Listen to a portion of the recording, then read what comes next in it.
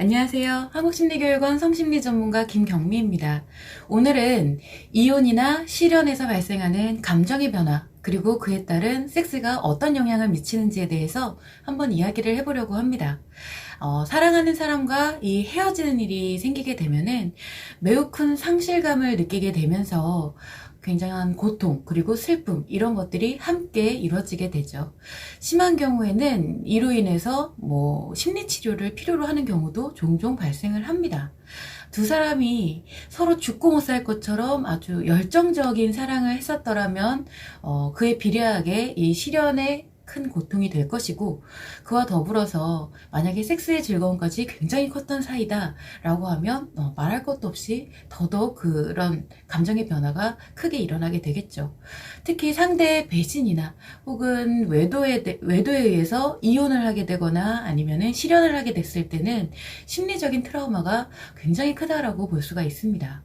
이처럼 실연의 고통으로 마음의 공허함을 내가 느끼고 있는 상태라고 했을 때는 주변에 누군가가 이러한 공허함, 슬픔 이런 것을 아껴주고 또 심리적으로 공감해주고 보듬어주게 되면은 실연을 한 사람은 아주 쉽게 감정이 움직이게 됩니다. 그래서 실연의 고통으로 힘들어하던 사람에게 갑자기 새로운 사랑이 시작됐다 라고 하면 놀랍게도 대부분 이전에 나와 함께했던 인연과 친했던 친구일 확률이 굉장히 높습니다. 실연의 당사자는 내가 지금 너무 힘들고 슬프고 고통스럽기 때문에 이렇게 자연스럽게 이어지는 만남이 단순한 인연이구나, 나랑 이 사람이랑 이렇게 잘 맞을 수도 있었었구나 라고 생각을 하게 되는데, 사실상 감정에 큰 변화가 일어나게 됐을 때는 나의 감각기관과 그리고 인식에도 큰 변화가 일어나기 때문에 평상시 내가 느끼지 못했던 아주 사소한 배려에도 굉장히 이런 것까지 생각을 해주나 라고 감사함을 많이 느끼게 되고요. 그리고 자신에 대해서 상대가 주는 관심도, 조그마한 관심에도 이 사람이 나를 정말 많이 생각하고 있구나 라고 큰 관심으로 생각하게 될 확률이 굉장히 높습니다. 이게 게다가 이렇게 감정이 커지게 되면서 발생하는 섹스에 대한 욕구, 유혹 이런 것들이 굉장히 노출이 쉽게 되기 때문에 비교적 상대와 섹스가 쉽게 성립이 됩니다. 왜냐면은 앞서 말씀드렸듯이 이렇게 나를 되게 크게 관심을 가져주는 것 같고 나의 상처를 굉장히 크게 보듬어주는 것 같은 상대이기 때문에 쉽게 마음이 가면서 몸도 같이 함께 허락을 하게 되는 그런 경우가 생기는 거예요.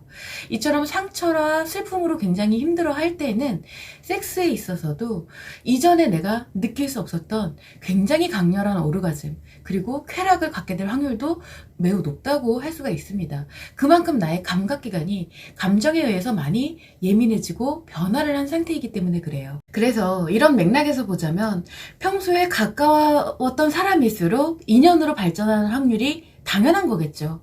이런 인연에 대해서 또 깊이 빠져들게 됩니다. 내가 아팠던 만큼 더 쉽게 빠져들게 된다는 거예요. 그리고 이런 과정에서는 나의 이성적인 판단보다는 느낌 그리고 감정이 먼저 우선시 되기 때문에 점차 시간이 지나다 보면은 이제 좀 감정이 안정이 되고 누그러들게 되면서 이성적 판단이 돌아오게 됩니다. 자, 그런데 만약 내가 결혼관계에 있다가 남편이 외도를 했다든가 아니면 어떤 남편으로부터 큰 상처를 받은 상태에서 이런 상황에서 누군가를 만나게 됐던 경우다 했을 때는 또 다른 고민과 고통을 갖게 되겠죠. 다시 이제 이성적인 판단이 돌아오게 되면. 그리고 만약에 결혼까지는 아니었어도 내가 연인이 있었던 사람이다 라고 할 경우에는 이제 이성적 판단이 돌아왔을 때는 분명히 헤어짐을 생각해야 됩니다. 나의 기존의 연인 혹은 새로운 연인 이렇게 헤어짐을 생각하는 시기가 오게끔 되어 있어요. 왜냐면 바로 내가 감정적으로 뭔가를 시작을 했다가 이성적 판단이 돌아오는 시기이기 때문에 그렇습니다. 그래서 가만히 잘 살펴보면은 내가 뭔가 결혼을 하거나 아니면은 연인을 사귀게 됐어요. 그러면은 갑자기 주변에 있던 이런 이성들의 관심이 좀 적어지는 듯이 느끼게 되는데, 사실은 관심이 적어진다라기보다는 잠시 그들이 숨는 거죠. 숨어서 일단은 임자가 생겼으니까 그래서 실연의 상태가 되면은 다시 주변에 뭔가 연락이 끊겼던 사람들이 연락이 오기 시작하고 이런 것들이 나타나게 되는 거를 느낄 수가 있어요. 특히 주변에 이성 친구가 많았던 사람일수록 더욱 이렇게 자신의 이성과 감정을 많이 혼돈하게 되기 때문에 만나고 헤어지고 하는 반복이 심화되게 됩니다.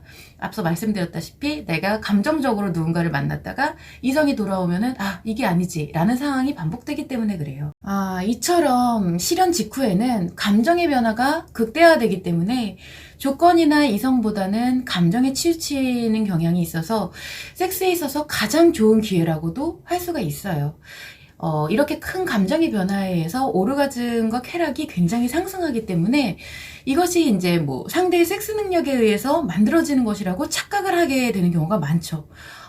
예전에는 이 정도 못 느꼈었는데 이 사람은 굉장하네? 라는 생각이 드는 게 사실 그 상대가 뭔가 굉장한 능력을 갖고 있어서 그렇게 굉장하게 느껴지는 게 아니라 나의 감정 변화 때문에 그래요. 나의 감정이 굉장히 지금 극도로 커지고 예민해져 있기 때문에 그만큼 큰 것을 느끼게 되는 것입니다.